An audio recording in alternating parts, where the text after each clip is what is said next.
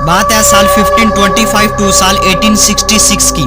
Millions लाखों African अचानक से अपने देश, अपने अपने घरों से, अपनी अपनी जगहों से गायब होने लगे। एक्चुअल में उनको उनके घर से ही पकड़कर जंजीरों से बांधकर फोर्सिबली ट्रांसपोर्ट किया जाता था अटलांटिक ओशन में से अलग अलग जहाजों या फिर शिप्स की मदद से। कहा जाता है कि उन दिनों में अप्रोक्सीमेटली 12.5 मिलियंस यानी 1 करोड़ 25 लाख अफ्रीकन को जबरदस्ती गुलाम बनाकर आगे जाकर बेचा गया था। इनकी बोली लगाई जाती थी। इन गुलामों में आदमी, औरतें, इवन के बच्चे भी शामिल होते थे, जिनको आगे जाकर ये जालिम लोग बेच देते थे। ये सच्ची कहानी यहीं पर खत्म नहीं होती, बल्कि रास्ते में समंदर के बीचों बीच इनके साथ जो कुछ किया जाता था या फिर करवाया जाता था, इसके बारे में सुनने के बाद या फिर जानने के बाद आप भी रोने लगोगे। बस यही नहीं, बल्कि इन गुलामों में कुछ ऐसे भी गुलाम मौजूद थे जिनको उनके खरीदारों ने अच्छी खासी जिंदगी जीने को दी, अच्छा खाना पानी, अच्छी सोने की जगह, बैठने की जगह। बट क्यों? वहीं पर कुछ दूसरे अफ्रीकी गुलाम जिनको जबरदस्ती मार पीट कर, भूखा रखकर उनसे काम लिया जाता था। इवन के जो वोमेन्स, लड़कियां और बच्चे थे, कभी कभी तो उनको आगे भी सेल कर दिया जाता था। बट क्यों? इवन के जिन जहाजों पर इनको ले जाया जाता था तो आधे से ज्यादा लोग तो रास्ते में मर जाते थे, दम तोड़ देते थे। कहा जाता है कि ऑलमोस्ट 2 मिलियन यानी 20 लाख गुलाम ऐसे थे जो कि सरवाइव नहीं कर सके और रास्ते में दम तोड़ गए। दोस्तों, इंसानी गुलामों की ट्रेडिंग की हिस्ट्री बहुत पुरानी है और सदियों से चली आ रही है। आज हम बात करेंगे द अटलांटिक स्लेव ट्रेडिंग के बारे में, जो कि इंसानी इतिहास की सबसे बड़ी और भयानक स्लेव ट्रेडिंग भी मानी जाती है। हेलो दोस्तों, मैं हूं आपका अपना यार और दोस्त मिस्टर बशीर। तो चलो हमेशा की तरह शुरू से सब कुछ स्टार्ट करते हैं। एक्चुअल में बात है 18th सेंचुरी की। यूरोपियन लोगों ने कुछ ऐसी वेसल्स या फिर पानी पर चलने वाले जहाज बनाए जिनकी इंजीनियरिंग को देखकर सबकी आंखें फटी की फटी रह जाती थी।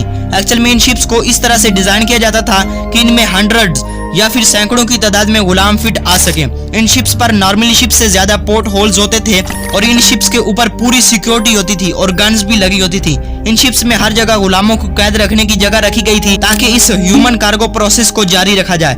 अब अफ्रीकन लोगों को जबरदस्ती बांधकर इन शिप्स के जरिए ट्रांसपोर्ट किया जाता और रास्ते में इन शिप्स के क्रू मेंबर्स इन गुलाम मर्दों, औरतों और बच्चों को बहुत तंग किया करते थे। किसी की खाल या चमड़ी उखाड़ देते थे तो किसी को बांधकर हजारों कोड़े मारे जाते थे रस्सियों की मदद से। तो वहीं पर किसी फीमेल को फिजिकली टॉर्चर करते और जबरदस्ती करते। वैसे तो इन शिप्स में गुलामों को एक तरतीब से बिठाया या फिर बांधा जाता था और बहुत हाईली सिक्योरिटी होती थी। बट फिर भी कभी अगर ये गुलाम गुस्से में आ जाते तो जहाज के सब क्रूज को मार देते। कहा जाता है कि इन शिप्स में इनको महीनों तक भूखा रखा जाता और इसके अलावा इनको कई सारी बीमारियां भी हो जाती, लाइक मलेरिया वगैरह। इन शिप्स में मर्दों को एक साइड पर और औरतों को दूसरी साइड पर, जबकि बच्चों को दोनों साइड पर रखा जाता और जब कभी इनका मन करता तो ये अपने मन की भी बुझा लिया करते थे। कहा जाता है कि एक मर्द और एक औरत को एक साथ शैकल से बांध दिया जाता और एक तरतीब से जोड़ा जाता था, जिसकी वजह से अपार्टमेंट में टेम्परेचर बहुत ही बढ़ जाता। गर्मी की वजह से कई लोग तो सुसाइड कर लेते और कई वैसे ही मारे जाते। ये क्रूज गुलामों के साथ एंजॉय करते थे। एक डिवाइस जिसे स्पेकुलम हार्स कहा जाता है, इसको लोगों यानी गुलामों के मुंह में रखकर खोला जाता, जिससे उनका जबड़ा और दांत सब कुछ टूट जाता और वो दर्द के मारे चीखते चिल्लाते। इसी हथियार को वोमेन्स यानी औरतों के प्राइवेट पार्ट्स में भी खोला जाता और इन्हें सेक्सुअली टॉर्चर किया जाता। इन गुलामों को अफ्रीका से अमेरिका और अमेरिका से यूरोप ले जाया जाता।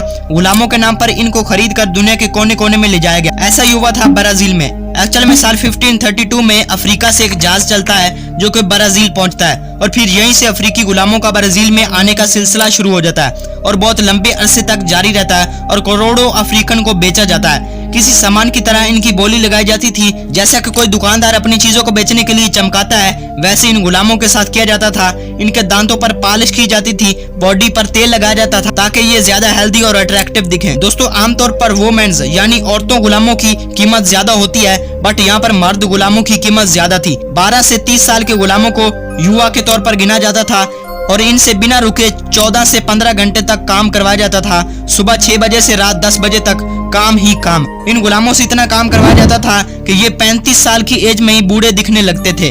बट इन गुलामों के बीच एक ऐसा शख्स भी था जिससे किसी किस्म का कोई काम नहीं करवाया जाता था और इसका स्पेशल ध्यान रखा जाता था। इससे कोई काम भी नहीं करवाते थे और इस इंसान का नाम था रोकियो जोस फ्लोरिनियो। इसे आगे चलकर पाटा सिक्का के नाम से भी जाना जाता है। इस पाटा की कहानी बाकी गुलामों से बिल्कुल अलग है। इस पाटा का जस्ट एक ही काम था, अपने मालिक के लिए नए गुलाम पैदा करना। उस टाइम पर कॉफी का बाजार काफी गर्म था, इसकी डिमांड बहुत ज्यादा थी, बट इसके लिए जरूरत थी ज्यादा से ज्यादा मजदूरों की, और इसीलिए लोगों को ज्यादा से ज्यादा गुलाम बनाया जा रहा था। इस पाटा की कहानी भी इन्हीं गुलामों से जुड़ी हुई है। पाटा सिक्का का जन्म साल 1828 में हुआ, और जब वो जवान हुआ तब इसकी लंबाई 7 फीट से ज्यादा थी, परफेक्टली बॉडी और चेहरे पर एक अलग ही ग्लो।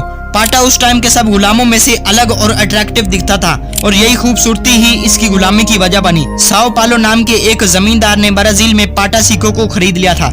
इसकी हाइट वगैरह देखकर वो बहुत खुश हुआ। इसके पाँव काफी लंबे और पतले थे, और उस दौर में माना जाता था कि जिनके हाथ पाँव पतले और लंबे होते हैं उनसे लड़के ही पैदा होते हैं, लड़कियां नहीं। जमींदार की खुशी की वजह यही थी, वो चाहता था कि पाटा सिक्का उसके लिए नए गुलाम पैदा करे, यानी वो औरतों के साथ फिजिकली रिलेशन बनाए और किसान के लिए ज्यादा से ज्यादा मजदूर पैदा करे। उस टाइम पर पाटा जस्ट 2 ही काम करता था, एक तो फीमेल्स के साथ रिलेशन बनाता था, और दूसरा वो इसके घोड़ों की देखभाल करता था। कहा जाता है कि पाटा को एक दिन में दर्जनों औरतों के साथ फिजिकली रिलेशन बनाने के लिए मजबूर किया जाता था, और इन रिलेशन से पाटा सिक्का ने जमींदार किसान के लिए 200 से भी ज्यादा बच्चे पैदा किए। इन बच्चों में से कुछ को जमींदार ने अपने फायदे के लिए बेच दिया, तो कुछ वहीं पर मजदूर बनकर रह गए। पाटा सिक्का की रेगुलर देखभाल की जाती और इसे अच्छा खाना खिलाया जाता था, जानवरों की तरह इसे पाला जाता था।